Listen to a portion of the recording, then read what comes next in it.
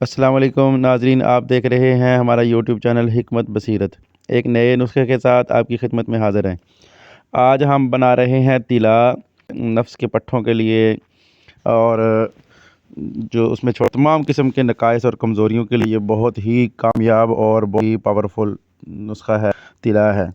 ये चंद जड़ी बूटियाँ हैं, ये आप खालिस तिलों का तेल ले लेंगे, मीठा तेल भी कहते हैं।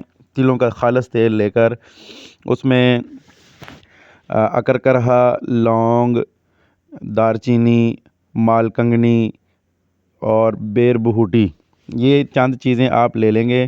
इनको आप तिलों के तेल में अच्छी तरह पका लेंगे। बहुत एहतियात से बनाना पड़ता है, इसमें आग लगने का भी ख़तरा होता है और नुकसान भी हो सकता है। माहिर लोग जो हैं वो बनाएं। ये चंद चीज़ें इसमें अच्छी तरह जला लें और इसको छान के निकाल लें।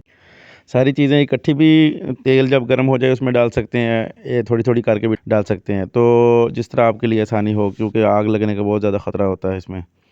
तो जब ये सारी चीज़ें आप इसमें अच्छी तरह पका लें, जल जाएँ वो चीज़ें, तो इसको ठंडा कर लें उतार के और शीशी में डाल लें, बवक़्ते ज़रूरत काम में लाएँ।